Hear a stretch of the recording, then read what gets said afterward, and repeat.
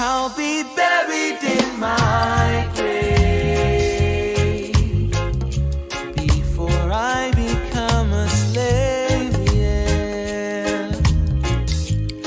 That is what I heard them say way back in the day. I'll be buried in my grave before I become a slave, yeah, yeah. But it seems like since that day, yeah, we have sorely changed.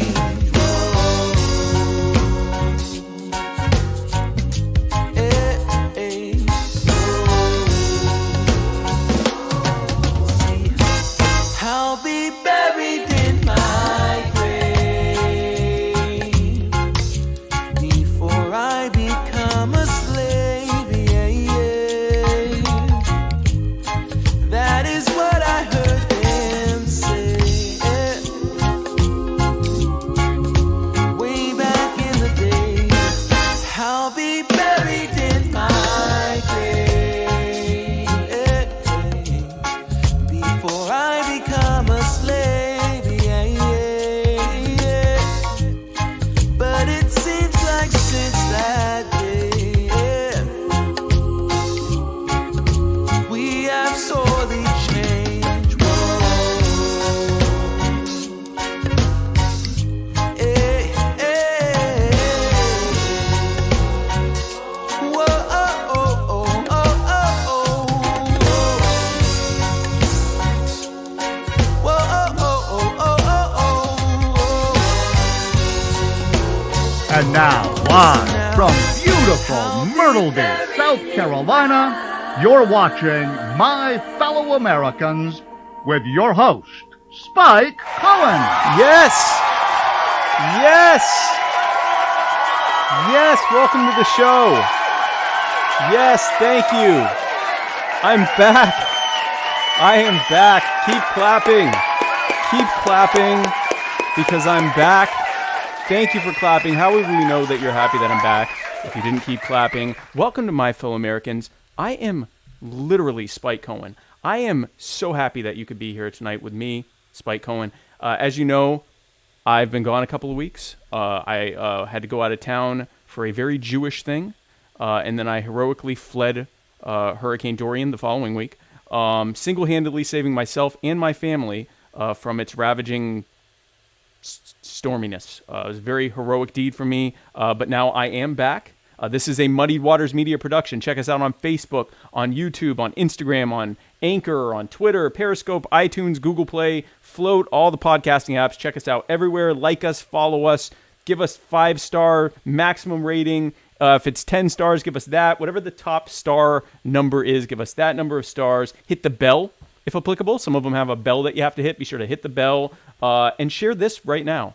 The last thing I want is for you and your closest loved ones to miss out on a roughly hour-long libertarian podcast on a Wednesday evening. Be sure to give the gift of Spike Cohen today. Kids love it. This program is brought to you by Anchor, which I will be plugging later, roughly halfway through this program, probably at a very inappropriate moment. The intro and outro music for this and every episode of My Fellow Americans comes from the amazing and talented Mr. Joe Davi. That's Jodavi. Check him out on Facebook, SoundCloud.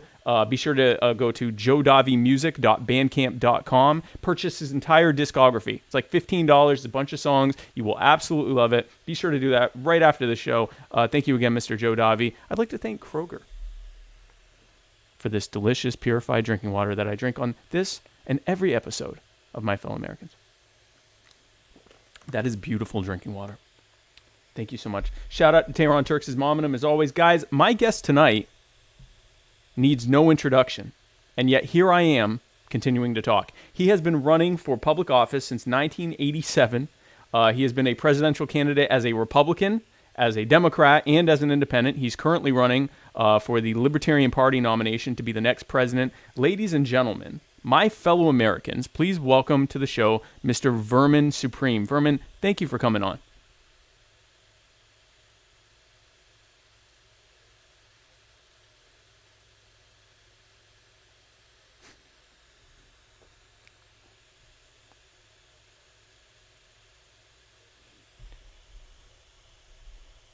I'm doing well.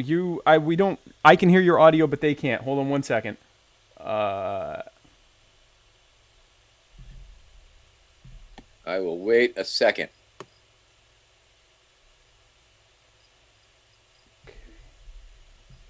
Okay, say something now. Hello, There we go. everybody. Can you hear me?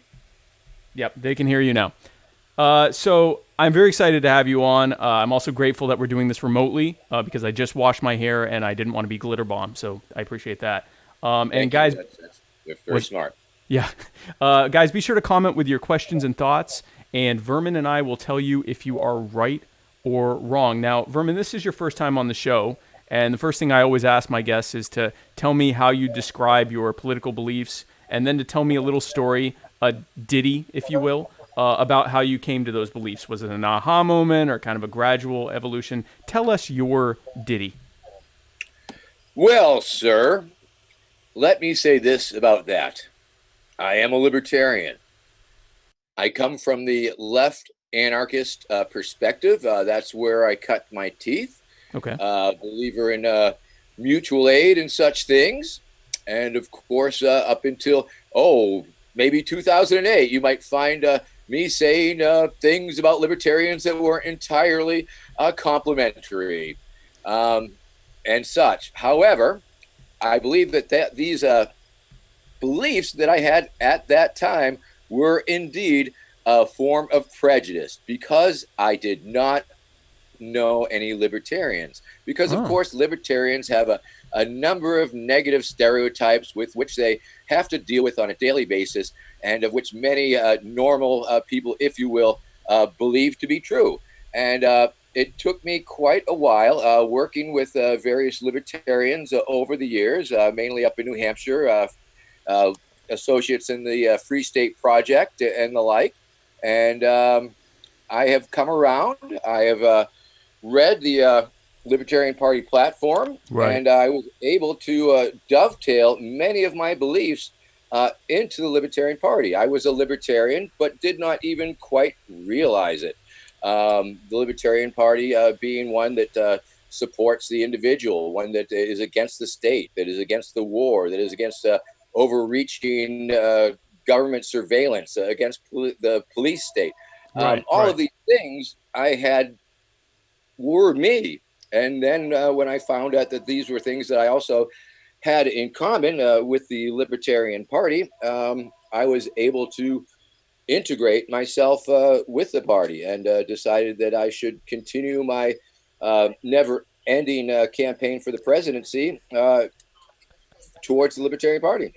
That's cool. Now you didn't start running for president in 1987, but you ran for mayor or something like that in 87? Yes, my first run was in 1987. I was running for mayor of Baltimore, Maryland. It was not a political statement. It was more of as a lark, just for something to do, something to entertain myself. And that was that. So we actually... Pardon? Oh, no, I was going to say, so you ran in 87. Correct. My family took 5-year-old me and fled to Myrtle Beach from Baltimore. That's actually where I was born. And we fled in 1988, no doubt because you did not win the mayoral election. That's probably true. That unfortunately, Mr. Schmoke was generally recognized as the mayor at that time. But it was indeed a very critical campaign. It was a very strange time in my life. I was sort of done with Baltimore, and I was sort of planning my escape, but I had no plan to escape. And so my life was sort of going to shit, you might say. And at that time, that's when I declared that I was running for mayor, just because I thought it was an interesting thing that might keep me there. But in the meantime, it was 1986 at the Great Peace March for Global Nuclear Disarmament, which was a protest march that marched from Los Angeles to Washington, D.C., rolled through town. And essentially, one of my roommates came home and they brought some people from that march.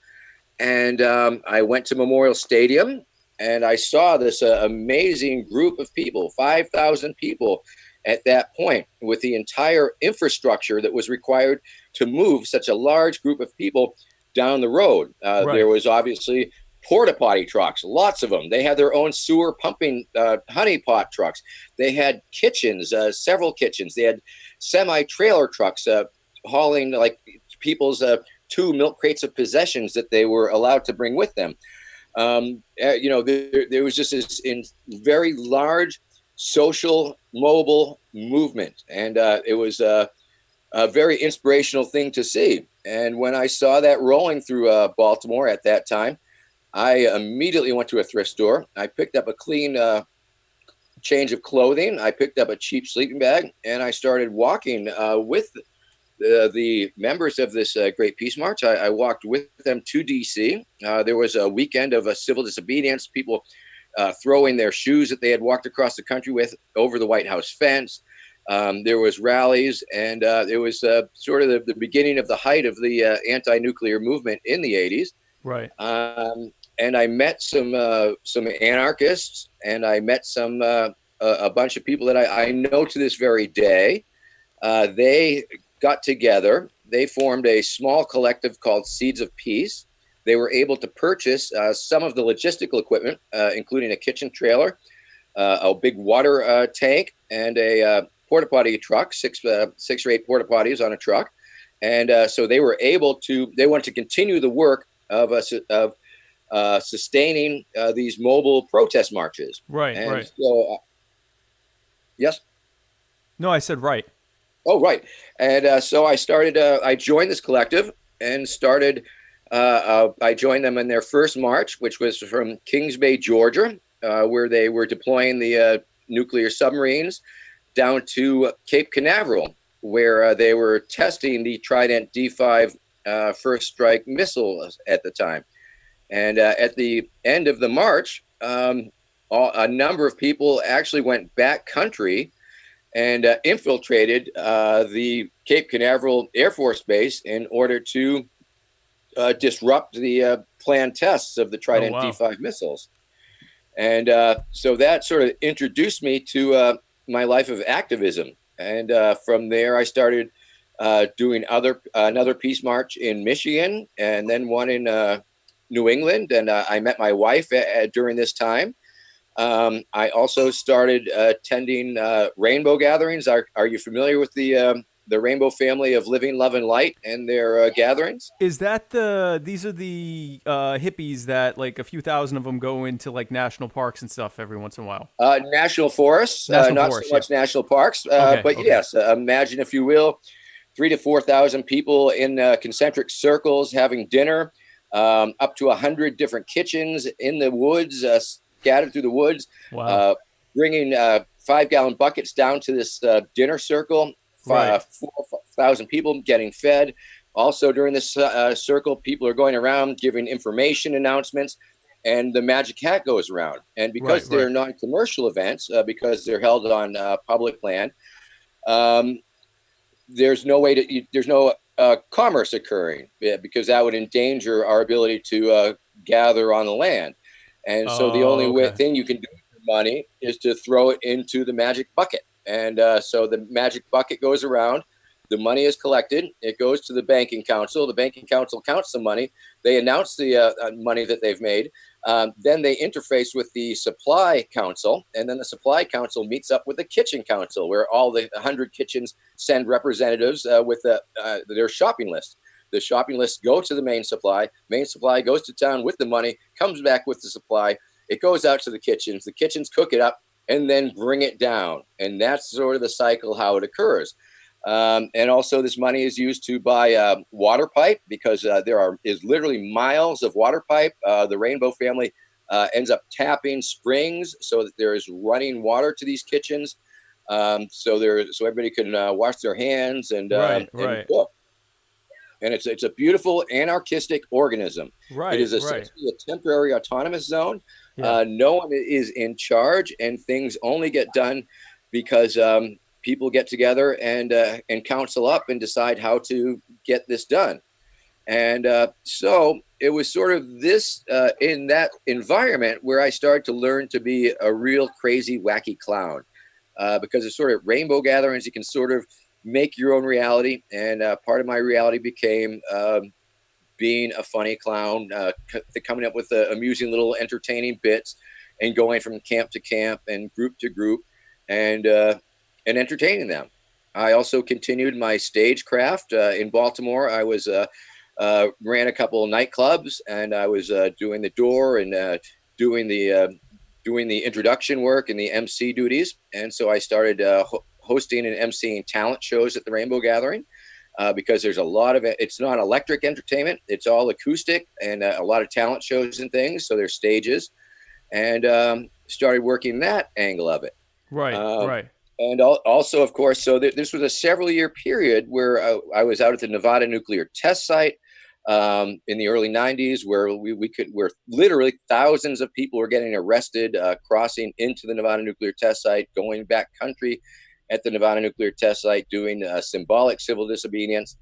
And it was a very exciting time. And I was also bringing in my clowning skills and my candidacy for various offices into these politically charged, intense situations. Mm-hmm. And also, after a while in the Rainbow Gatherings, it came to my attention that one of the many services that we provide for our own selves at these events is security.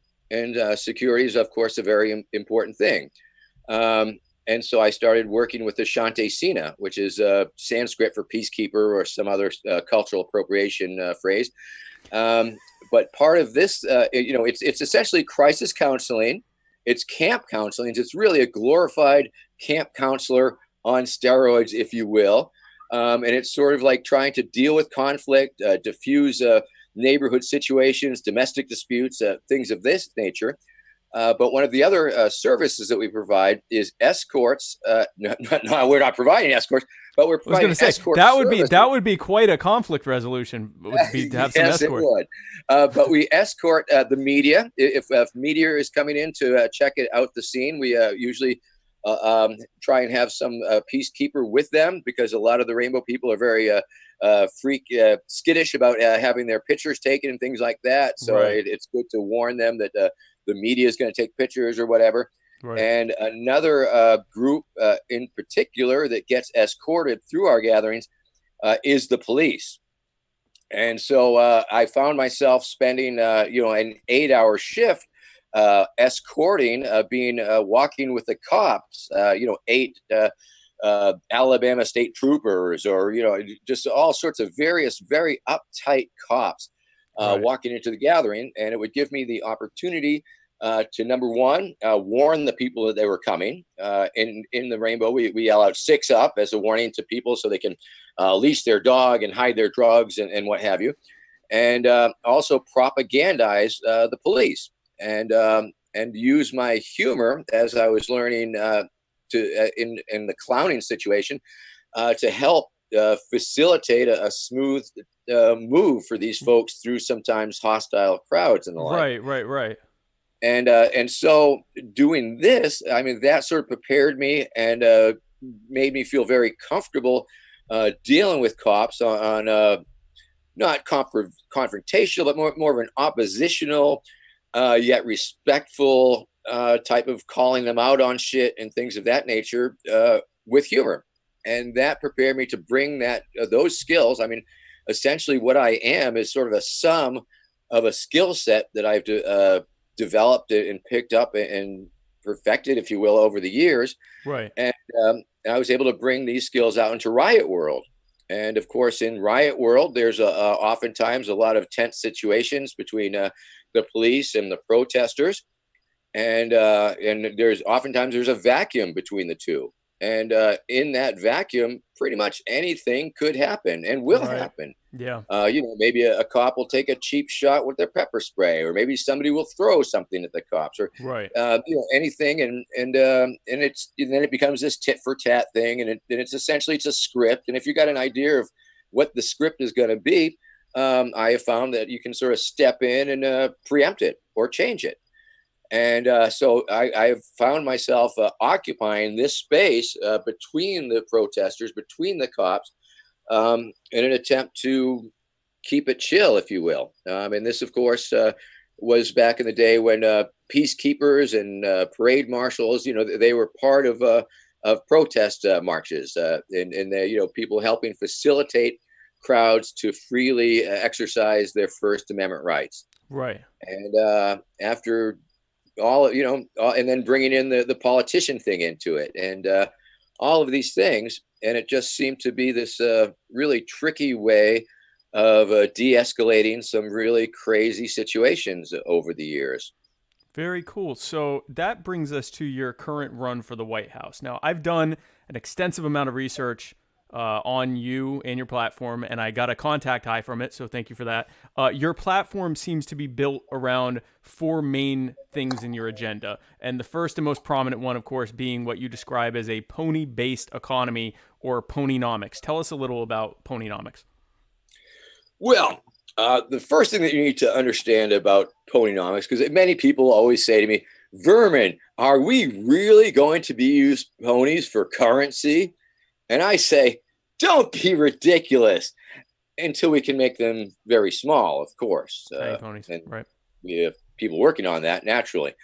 But the thing to understand about a pony-based economy is that they are free ponies, of course. Number one, they're absolutely free. They come from other ponies. When a boy pony meets a girl pony, well, they get together and they do the thing. And right. I could get rather graphic, and sometimes I do, but we'll just leave it at that for now. Okay. And 11 months gestation periods later, well, a free pony comes out of the mama pony. So. It's a beautiful thing. It's a fact of nature, and it's the basis of the free pony-based economy. Now, once everybody has their own personal free pony, well, we own the ponies, essentially. And when you own something, you also own the equity that exists in that object or thing. And so we have equity in our ponies. So naturally, once we've established equity in our ponies, we will be able to borrow against it. So we will be borrowing against the equity that our ponies that we've received for free possess. Now, once we have established pony-based debt, well, that is where things get very interesting, because as we all know, debt is essentially a currency in and of its own. I mean, nations run on it, banks run on it, collection agencies run on it. Right. So once we establish pony-based debt, then we are going to be able to create all sorts of pony-based debt financial instruments. We're going to bring in the smartest and the smartest of the smartest to make up pony default AAA default swaps and treble pony assets and all sorts of pony things, like pony pawn shops. Pony pawn shops, all these things. And essentially what it's going to do is going to create a pony-based bubble in the economy. And as everybody knows, a bubble is one of the most wonderful things to have in your economy at the time that it is in your economy. Because what it means is that the economy is red hot. It means that everybody's working. All cylinders are firing. Everybody's making lots of money. The stock market's going up and up and up. And the important thing to realize about this particular pony-based economy bubble is that it will be reinforced, steel-belted, and last forever. Thank you. I'm Vermin Supreme. I support a pony-based economy. That sounds amazing. And so you break it down into the universal pony healthcare system, social pony security, the federal hay stamp program. Now, there are... Oh, yes. In fact, I've been elaborating on the universal pony care proposal. And of course, it does involve one apple per person per day, a sugar cube if you really deserve it. And unfortunately, if you break your leg, we will have to put you down. That's just the government death panel thing for you. Now, wait just 1 second, because some other journalists and professional pundits out there in the lamestream media might be willing to let you get away without asking you the hard questions about ponynomics, but not on an August program such as mine. I'm seeing a very gleaming omission here, and I'm not going to let it pass. Gleaming like someone's shiny teeth, perhaps? No, well, my question is this. Do you or do you not plan to give free ponies to illegal aliens? Well, once again, of course, I was thinking more along the lines of burros would be probably more appropriate for the illegal Mexican immigrants. That's actually, and ultimately, with a magic lingo, I mean, we could make every illegal immigrant legal just by fiat, just by saying so, just by magically passing some legislation. I mean, can a human being really be illegal? Not with a pony. Not with a pony. Not with a pony. No, so I shared your Ponynomics platform with my wife, and I'm not going to lie. She was very concerned about potential animal welfare issues, namely, how is a Supreme administration going to make sure the ponies are well cared for? And precisely what do you plan to do with all the pony poop? Well, once again, of course, the pony poop is going to provide valuable methane gas once it's processed, and it will add wonderful compost to re-up America's soil that's been wasted by big agribiz. And all Americans will be unemployed. Americans will be conscripted into the Pony Poop Collection Corps of America, providing 100% unemployment. I'm sorry, 100% employment. It's a jobs creation program, and so the poop won't be in the street for long. No, there'll be pony poop collection facilities every few hundred feet or so. So there is that. And as far as the pony welfare, I mean, of course, people will have a self-interest in making sure that their pony is taken care of and well fed. It's the invisible hooves. The invisible hooves of the marketplace will guarantee people taking care of that very valuable asset that they own and that they'll be able to borrow against and love and have and cherish, because ponies are really nice. I think we can all agree on that. Now, one of our sponsors, personal injury attorney Chris Reynolds, attorney at law, he asked, my neck! Ow! If you live in Florida, friend, call Chris Reynolds. Chris asks, he says this sounds a little bit like pony slavery. What say you to that? Well, there is that aspect of it. I will not deny it. However, I believe the important thing to ask yourself is, are you familiar with the movie series, The Planet of the Apes? Yes. Yes. So you see, it is almost essential to enslave a non-human animal race in order for it to evolve rapidly and rise up against its human taskmasters. So ultimately, this is sort of a long-range plan in order to create pony dominance over the humans. It may take a few generations, but I'm willing to take that risk. Pony liberation.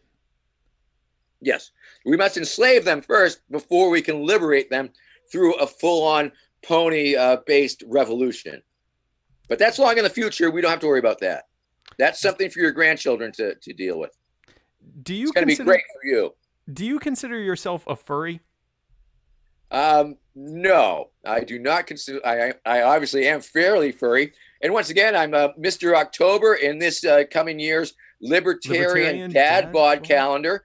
Look it up on Facebook, Libertarian Dad Bod. Yeah. Oh, yeah. You were ready with that one. Oh yeah, I'm ready. I was ready. Woo-hoo! So that's an exciting sneak preview on that one. So, okay, cool.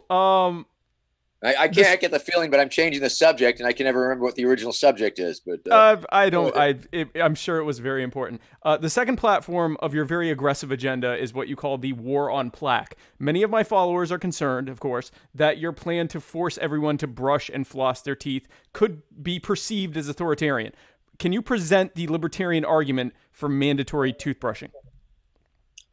Of course not.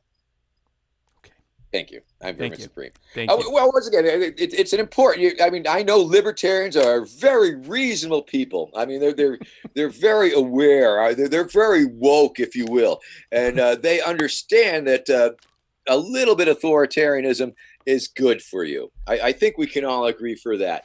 I mean, otherwise, I mean, are you really going to brush your teeth? Are you going to make your bed? Are you going to put your clothes away? Oh, come on, Mom. I don't want to. Well, let me sleep a little more. We all need a little bit of authoritarianism in our life. Am I right, parents? And so, yeah, as far as nanny states go, I believe it's important that you give the government just a little bit of leeway. And I mean, in what they do for your protection. For your protection. For your protection. For your and your children's protection.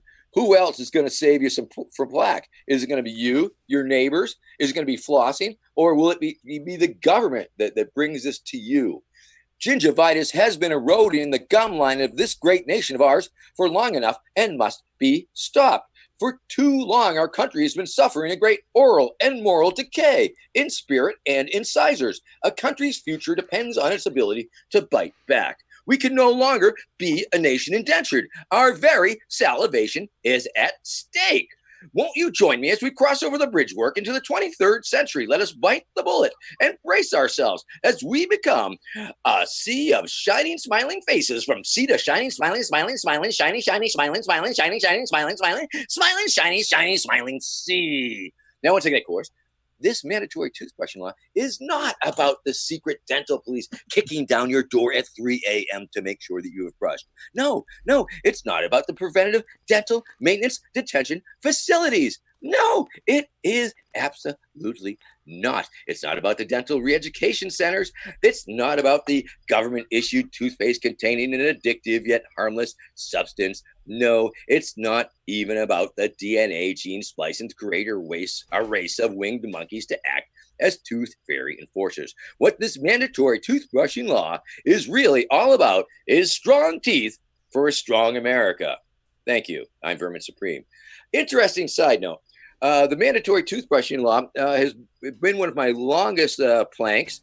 It was part of my 1987 mayoral campaign, a reference to it.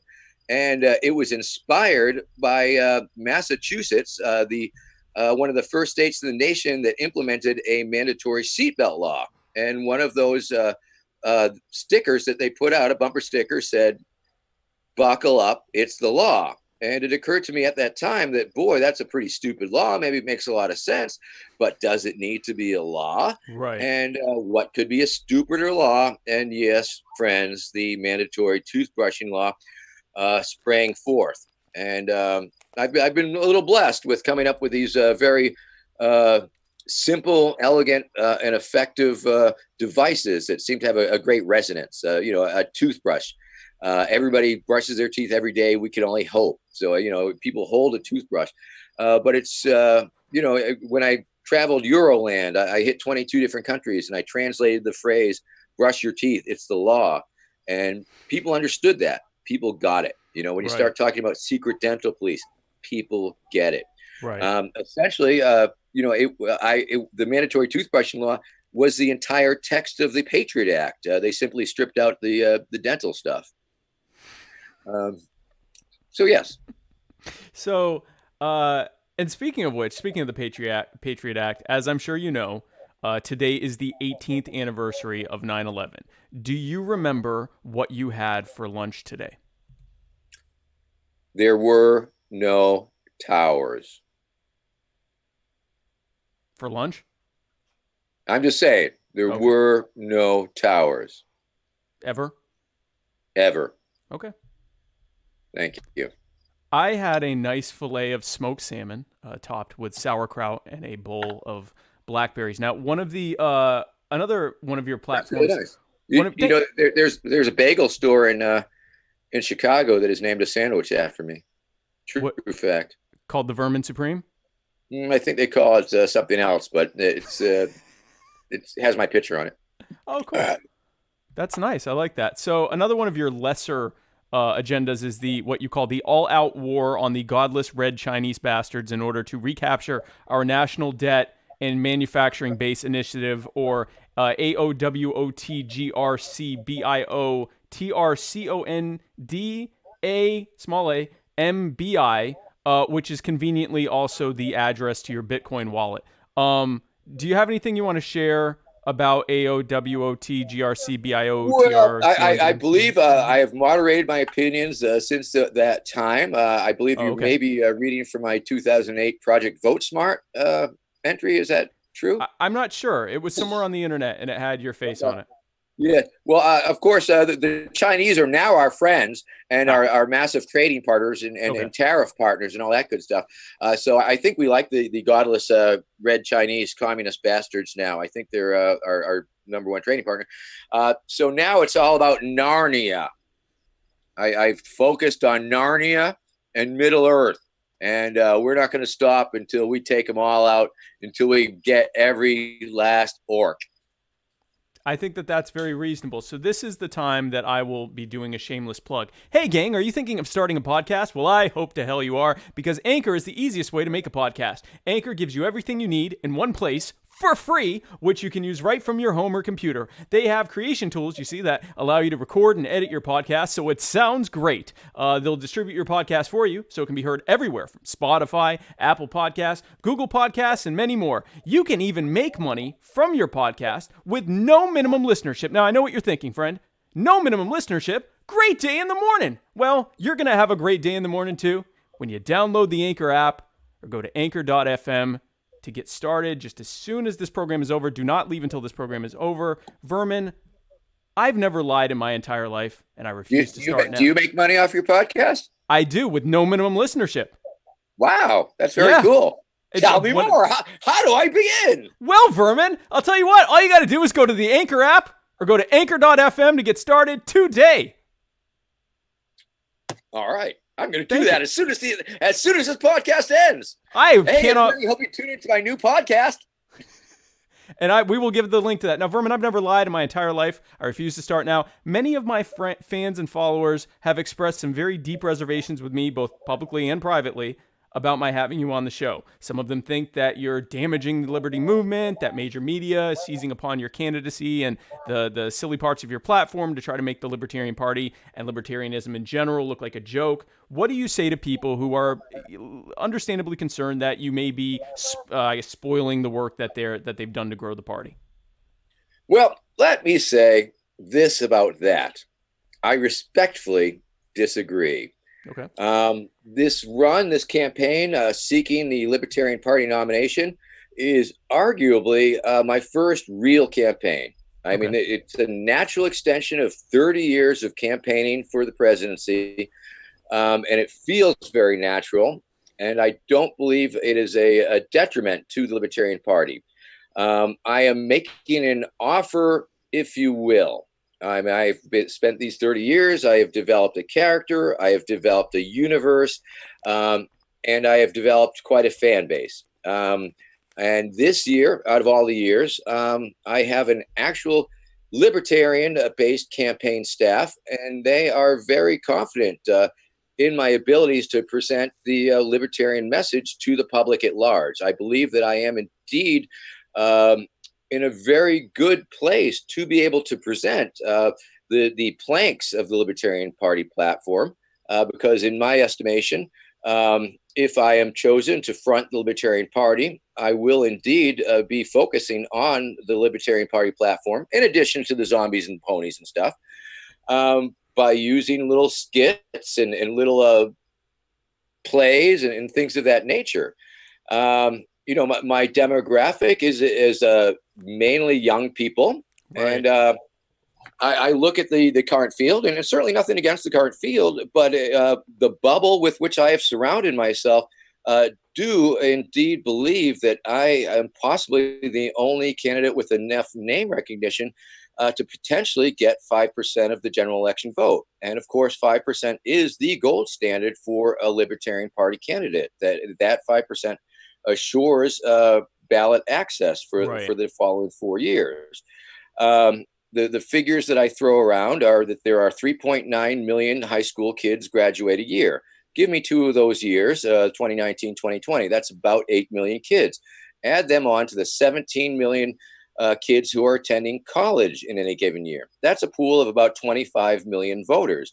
If I can get 1 out of 4 of those kids to vote for me, that equals the 6.5 million voters. That equals 5%. Now, that does not exclude or that does not include the amazing millions and millions of people that do not vote, did not vote. And it also does not begin to touch my nerd fan base. Essentially, the people who appreciate what I do sort of fall under this giant umbrella. And there's like all these counterculture subcultures from crypto nerds to Magic the card game nerds to Demolition Derby nerds to roller derby girl nerds to Comic-Con nerds, all these beautiful people, but they're all united under this sort of geek/nerd banner. I'm not saying that in any sort of derogatory fashion, but I believe that my campaign has the potential to become a viral sensation. I believe it has the ability to really catch on for those malcontents and discontents and the disillusioned and the disgusted and the people who have had just enough with the system such as it is. I also understand that there is a major concern amongst Libertarian and party members that can a serious party put up a person who is perceived to be a joke candidate and not be perceived as a joke party. And I believe that it is purely in the framing. And I believe that it could be framed so that it could be successful.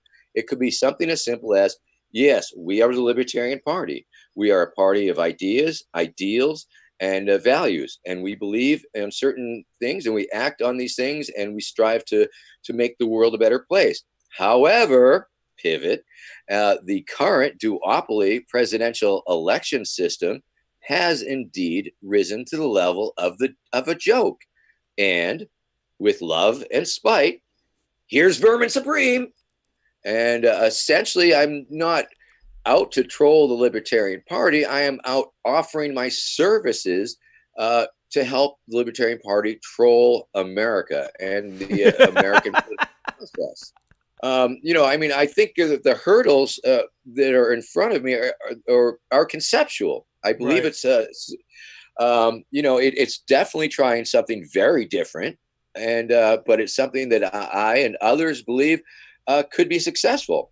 And I believe that the Libertarian Party could certainly survive a Vermin Supreme candidacy. And if I receive this honor and this nomination, I will do everything within my ability and powers to make it successful, make it a successful run. And oftentimes, even in the past, during interviews and things, I make it clear that I am not a representative libertarian, or representative of the Libertarian Party. But if I am chosen to be the representative, I will make these things very clear. People are concerned. I've attended 8 different Libertarian state conventions over the past year. And, a very important part of that is our strategy of just simply showing the people that I don't have a boot attached to my head all the time. I really don't. Don't tell anybody. Breaking news, everyone. Anyway, no screenshots of that, please. But, and that I am not my character. I mean, many people only know me from the memes. They only know me from the video snippets. And they only have these prejudices, these predetermined understanding of what it is that I'm doing. So, I'm not always on. I'm not always disruptive. I'm a very reasonable man. I'm a highly respected political satirist. Ask anyone. And I do have a legitimate offer that I am putting on the table. I do have this thing that I have developed, and I am willing to harness it or allow the Libertarian Party to harness it for their purposes. Okay, fair enough. Now, there has been some concern about your aesthetic. Do you think that spray painting yourself orange would make you more electable? I think it's actually rolling around in actual Cheeto dust, and it will make you much tastier also. People will want to lick you all over, and certainly lick the boot, because I think America really wants to lick the boot. Lick the boot. That's why, because it tastes like Cheetos. I never even thought about that. Now, let's be serious for a moment here. Is this all just a big rent-seeking ploy from Big Pony to goose their pony profits? I do have some futures in pork bellies. I will not deny that, but I will put them in a blind trust once the pony-based economy gets going. Certainly, yeah, I big think that is dental, big pony, all of it, so blind trust. So it's a fair compromise. Now the third and fourth or platforms at on least your I'll poke the eyes out of the trust. what's that? I'll poke the trust in the eyes. Oh, yeah. No, that's. I think that's how that works. Now, the third and fourth platforms on your agenda, of course, are harnessing zombies for unlimited energy and going back in time to kill baby Hitler. These seem pretty self-explanatory to me, but feel free to add anything you think needs to be said about either of those. Well, of course, zombie power. It's clean. It's green. It's carbon neutral. I mean, they occasionally fall apart, but you just got to put them back together again or create more zombies. So yeah, I think that's going to pick up our fuel dependence, and it's going to be great. Time travel, of course, once that's underway, all things are possible, and I do believe, in fact, that there has indeed been a small tear in the time-space continuum, and let me assure you that I do have a number of very smart scientists in the past and the present and the future working to remedy this situation. And I do believe that we will return to a Vermin Supreme presidency any moment now. I apologize for any inconvenience in the interim. Thank you. Thank you.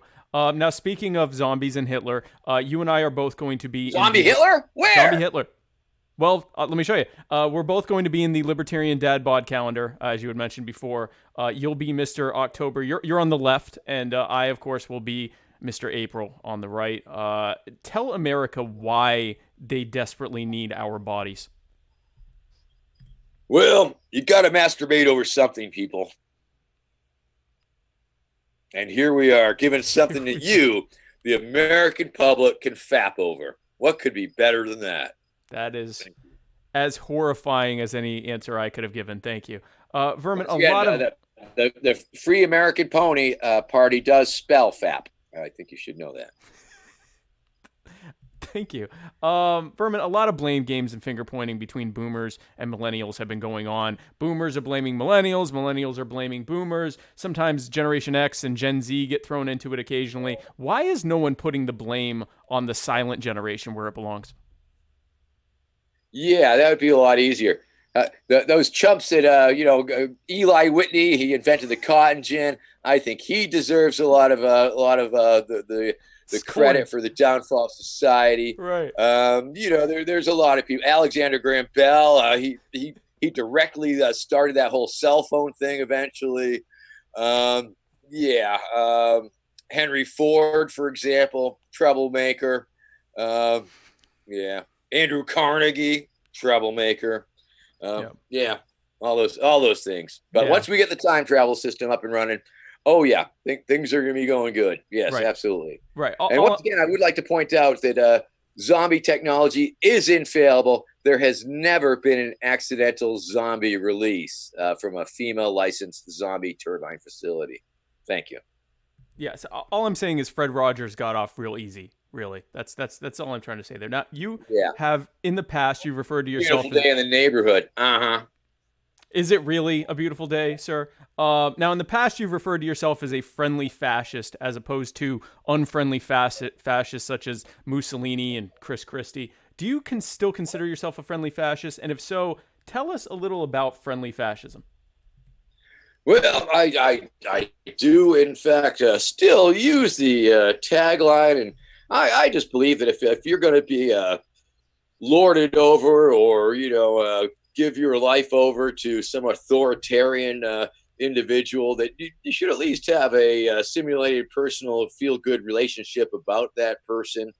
I think when the boot is on your neck, the person with the boot on your neck should be smiling and asking if you're comfortable, because that's only right. That seems fair. That's only fair. That's only fair. I think that's only fair. If someone's going to oppress you at the threat of harm and death and rob you, then they should be nice about it. Yes, it's one of the themes that I often bring up to the riot police, or just the police that are trying to round us all up or whatever. I do like to point out that I do expect a certain level of professionalism in my oppression. Thank you very much. I think that that's only fair. I think that, why be unfair in that situation? Now, speaking of which, as you had mentioned before, and for those who don't know, you have a history of de-escalation of tension between police and protesters. There's actually recently, about a year or two ago, 2 years ago now, there was a video, which I was not able to find just the clip of it, but you even stopped a group of I think they were Antifa protesters from basically pummeling a Trump supporter during the Trump inauguration. There was this thing called the Deplora Ball, which was a Trump supporters celebrating his inauguration. Antifa showed up. I guess they cornered one of them, and you're basically there defusing it, stopping them from beating this guy into ending up in the hospital. I find it very interesting to watch. I want to get your thoughts on this. This I know it's not necessarily a new phenomena, but it's new in being an older millennial, and for people younger than me, this is kind of a new phenomena for us, watching private citizens sort of dressing up in costumes and beating each other up in the streets while their actual oppressors who are in uniform, the actual people who rob and subjugate them, kind of stand by and play referee. What are your thoughts on all of this and how this is playing out? Well, I will point out that Europe has football hooligans, Right. And they are they're extremely violent gangs. I think the football hooligans, they seem to get a lot more violence out than many of the street fighters here in America. Not to justify it or minimize it in any way, shape, or form. But the inter-protester violence, it is sort of a new and interesting and disturbing trend. The incident you are calling forth did in fact happen at the Deplorables. And I think Primo Nutmeg still has that footage up, or at least their angle of it. James Aslop, he had the other angle, and I think he was with that gentleman. And I believe he's been deplatformed. I believe that YouTube. Okay. That's probably why I couldn't find it. I know I've seen it before, but I couldn't find the actual footage. Yes, so the one of the angles doesn't exist anymore. The other angle still does. Okay. And essentially, what I saw, I did see that guy getting a little bit beat up there, a little bit hit with sticks. He was a little bloody. And then when I came up upon him, he was with his guys, and they were just trying to figure out what to do. And my assessment was that he was a shit magnet, and they should get him the fuck out of there. Right. And in many instances, that's often the best solution. And that was the solution that I offered them. That was the words that I had with them.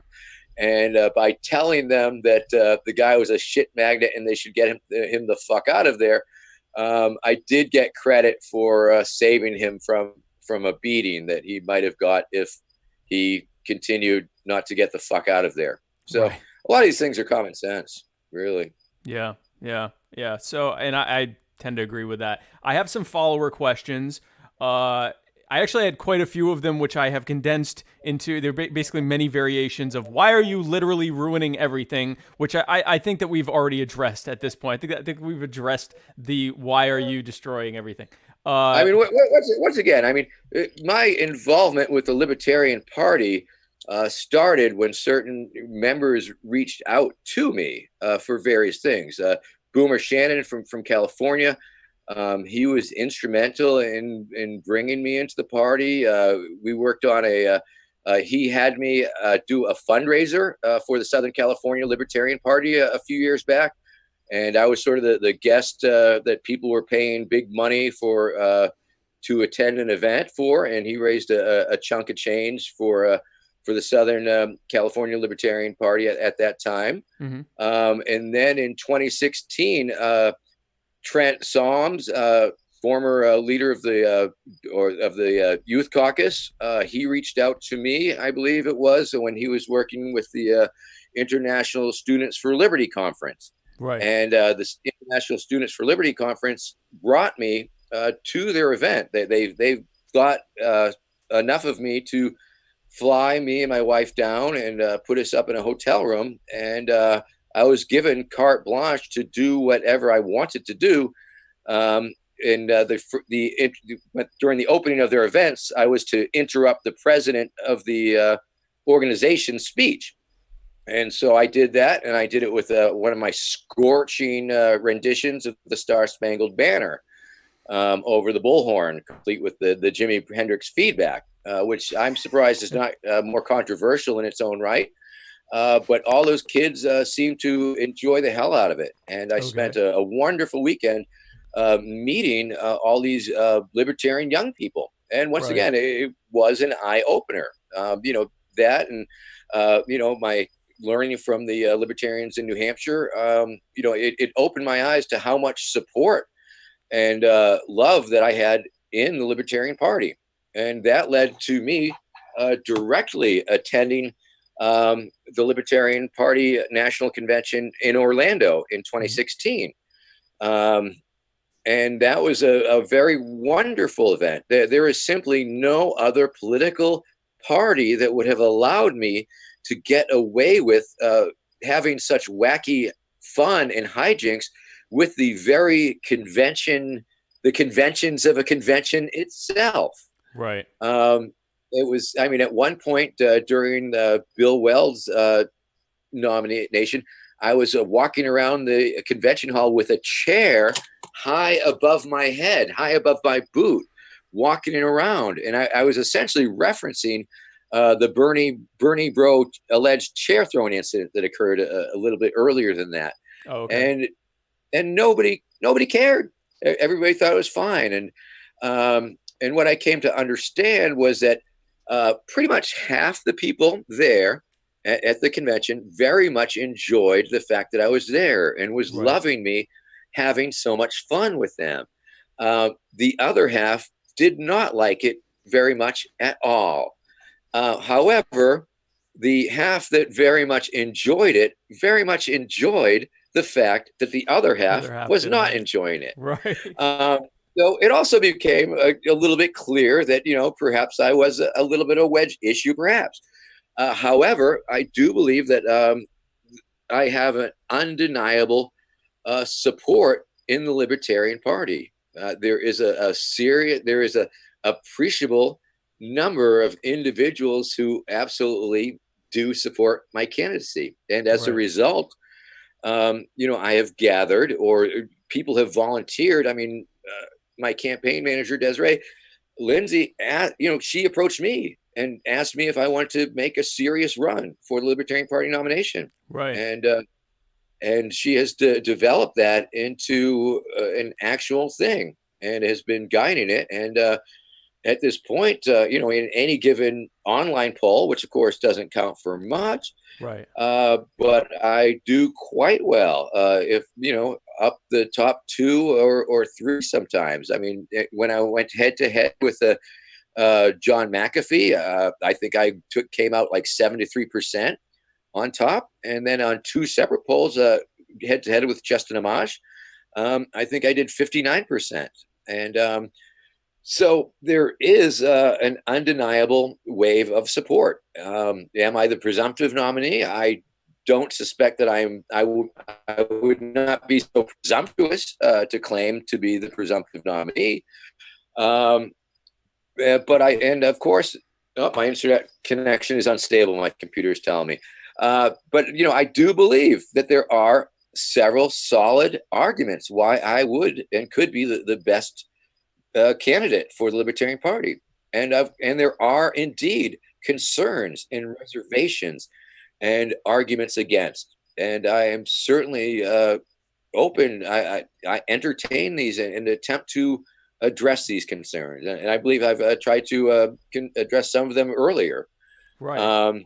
So it's really up to the party, up to the convention delegates to decide whether that they want to go this route. Granted, it is a bold, crazy, wild idea, but it's just so crazy, it just might work. or it may fail miserably. But who will know? Who will know unless we try? And so once again, I don't have a vested interest. I don't, I've been doing this so long. I'm not seeking power. I don't want to be or have consolidate power in the Libertarian Party. I don't want to control it or any of these things. I am simply making an offer. I'm putting my offer on the table. I will work for you, if you want to use me in this capacity.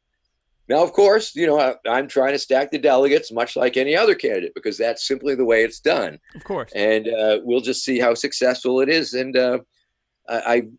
people like to play these political games, political nerds. They are nerds. Political geeks are one of my longest running audiences, quite frankly. I mean, people who follow politics have known about me more than a lot of other people. I mean, they pay attention to these things. They know what's going up in New Hampshire. Right. The New Hampshire primary, it's true. I have come in third against Obama when he was incumbent. I came in fourth in 2016 on the Democratic slate.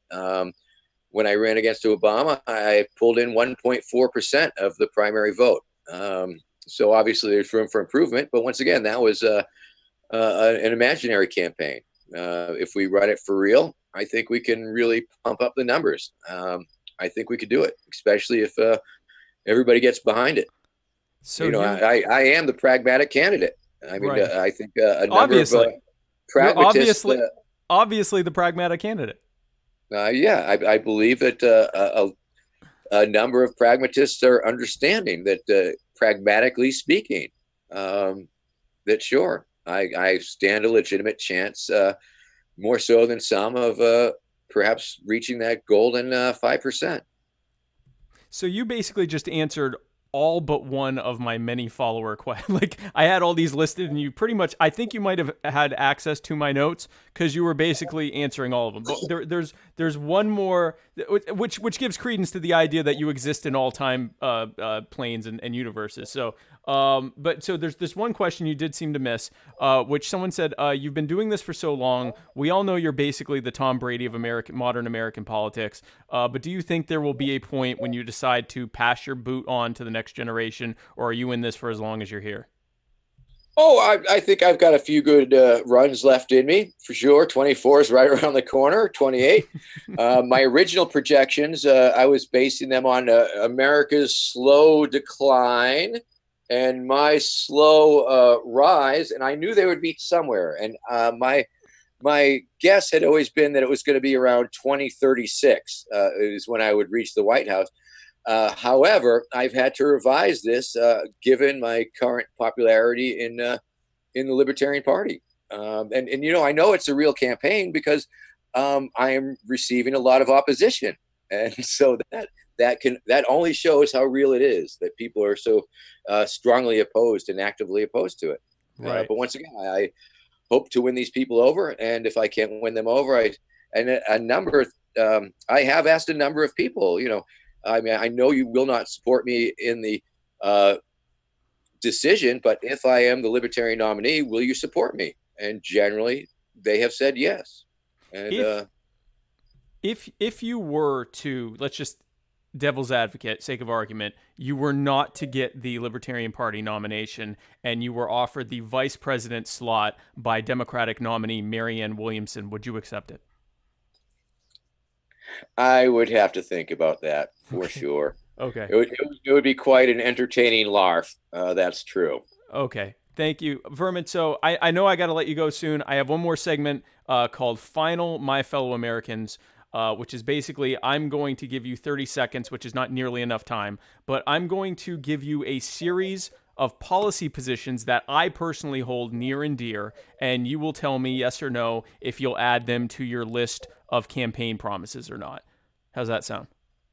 Well, I can say it, but not actually do it, correct? I mean, I can say, yeah, sure, that's a great idea.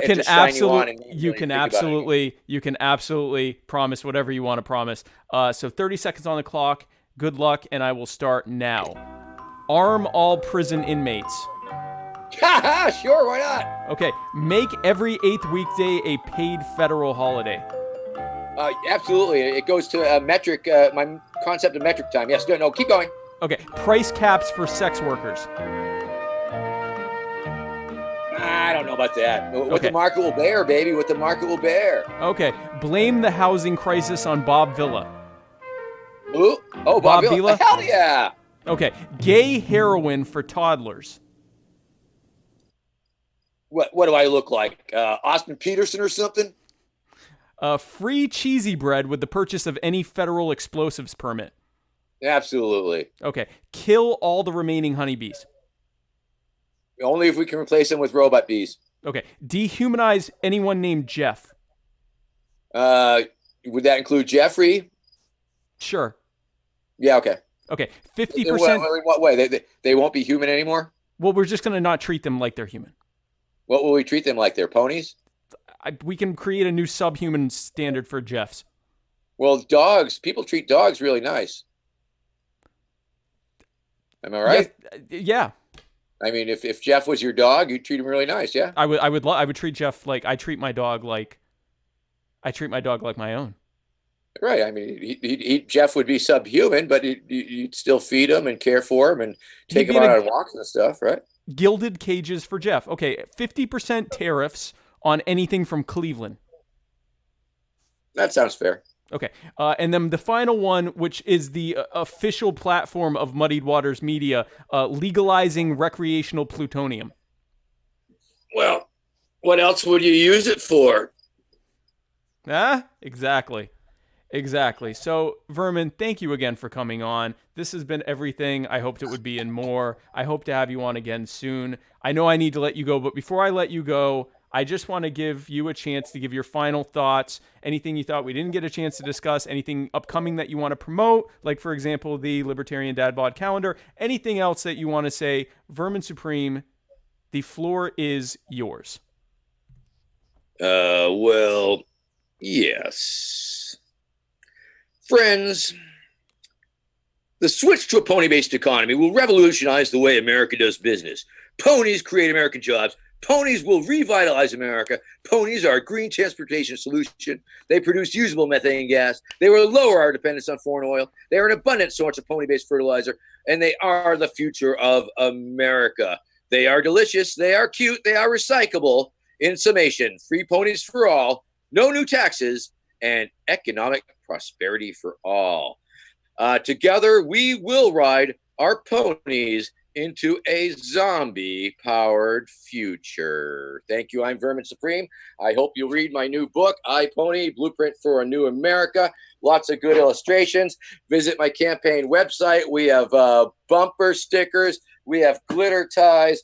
We have little buttons with my face on it. How funny are those?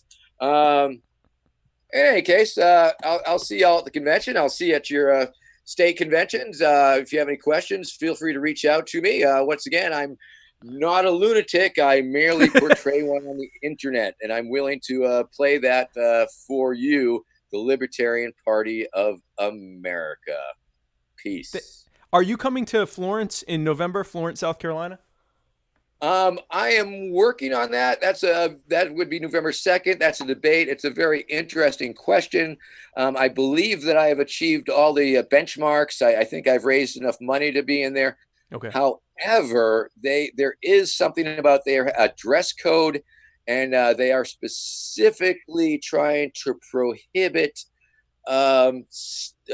prop clothing, and I forget, there's something about headwear. So I'm a little concerned that my religious freedoms might be abridged, or my ability to freely express myself with a boot on my head. So there's a few things that I have to work out with Mr. Flood, the state chair. I just dropped him a note, in fact, and but fingers crossed. Hopefully so. We'll see how it goes. Yeah, I'm gonna talk with my SCLP people, because I'm Muddy Waters are gonna be the official promoters and podcasters at that event, and I did not know that. So I'm gonna talk to my people. So yes, check. Get back to me on that, will you? Yeah, I'm gonna get back to you on that because that's the first I've heard of that. But Vermin, thank you again. I'm gonna talk to you really briefly during the outro. So give me 1 second, guys. Thank you again for tuning in to this episode of My Fellow Americans. I hope that this was as edifying an experience as it was for me and for my friend Vermin.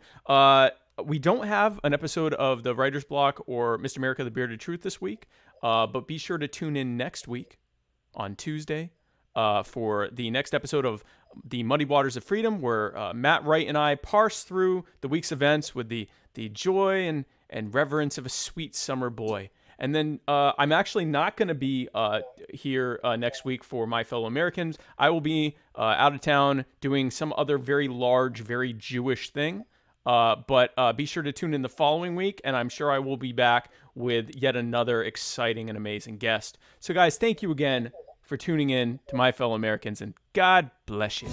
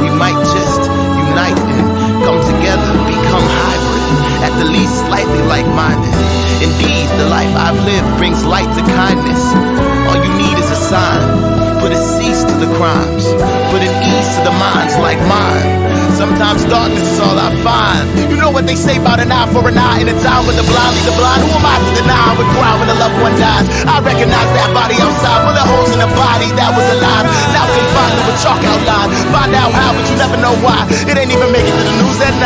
It ain't even make it to the news at 9. That's my sister, mother, father, brother, son. That's one of mine. Hold these tears, I close my eyes. Open up to only find I'm in line. There's a pointless murder happening all the time. Either lose your life or mine. Caught up in their versus I. That ain't how it started, nah. How were we supposed to survive? There's a war going on outside. Who would want to raise a child? Whom the tomb is flashing by. Now you have to say goodbye when you watch them on the news at 5. Don't tell me how, tell me why.